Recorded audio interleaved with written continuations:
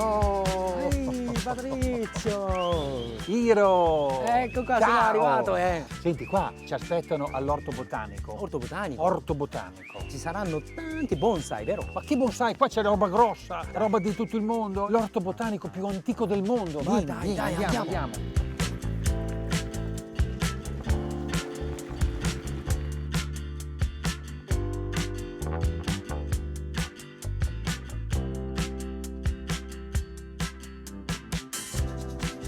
Iro, lo sai quello chi è? Ma chi è? Teofrasto, botanico aristotelico del IV secolo a.C. Cosa ha fatto? Vabbè, allora, Teofrasto è difficile, Dai. invece ti presento lui che è più semplice.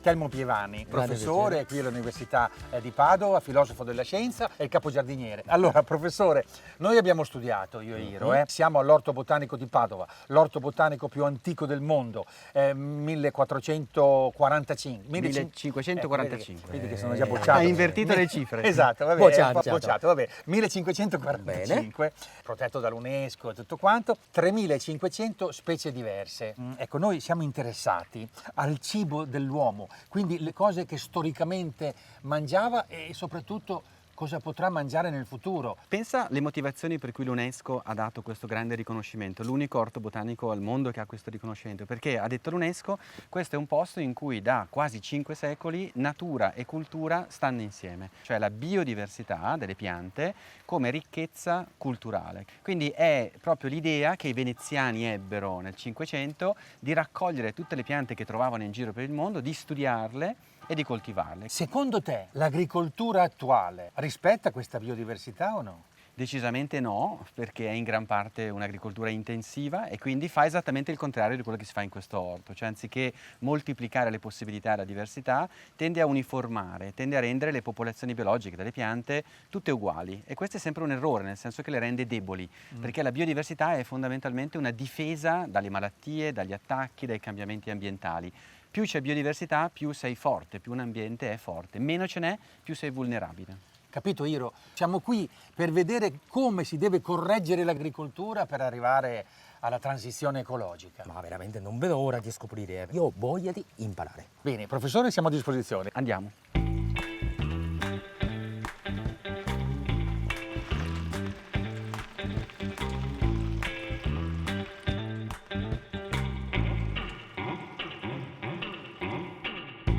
Iro, secondo te questa che pianta è? Ma qui c'è tanta umidità, quindi secondo me è la castagna tropicale. Castagno tropicale. No, direi secondo me questo qui è un alloro lanceolato. No? Allora lanceolato. Sì. No, è No. il caffè. No, È il dai. caffè. È il caffè originario questo, è proprio la coffea arabica, quello da cui è partita tutta la storia del caffè, che è bellissima perché in realtà quando tu dici caffè da dove viene uno pensa alle piantagioni, nelle Americhe, il caffè, no, il caffè è africano, è una pianta africana come noi, è nata tra l'altro molto vicino a dove siamo nati noi esseri umani, quindi l'Africa subsahariana, Corno d'Africa, è stato osservato le prime volte in Sudan, Egitto. E proprio il direttore scientifico che si chiama prefetto dell'orto qui a Padova, fine 500, va in Egitto e gli parlano di questa tisana scura che ha degli effetti straordinari, afrodisiaca, ti dà grandi energie. E lui dice, ma vediamo, prende la pianta, la porta qui in orto botanico e scopre il caffè.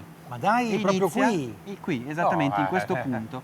Capisce che è una pianta importante anche a uso commerciale e da quel momento in poi i veneziani poi lo diffondono e arriva nelle Americhe, in tutto il mondo e adesso è diventata ovviamente una pianta che ha cambiato la vita a tutti e fa capire come le piante hanno viaggiato e sono state capaci di adattarsi ad ambienti molto diversi. Anche qui c'è stata una selezione, una manipolazione, adesso si parla di arabica, si parla anche di caffè che viene anche dal Sud America. Si parte da un ceppo, ha un grande successo, si diversifica tanto, si sviluppano tante varietà diverse e questo va bene, nel senso che è il meccanismo evolutivo favorito dall'uomo.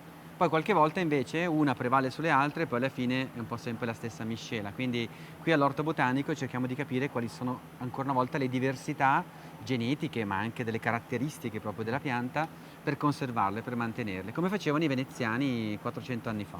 A proposito, una domanda, Telmo. Adesso c'è questo famoso cambiamento climatico. E quindi le piante che non hanno le zampette e non possono spostarsi, ma in realtà si stanno spostando. Altro che. E quindi cosa cambia allora adesso anche nell'agricoltura col cambiamento climatico? Beh, le piante si stanno già adattando, questo è importante perché uno pensa al cambiamento climatico, vabbè, verrà tra un sacco. No, il cambiamento climatico è adesso e noi stiamo già osservando che le piante si stanno adattando, un po' con i loro adattamenti stando nel luogo in cui sono.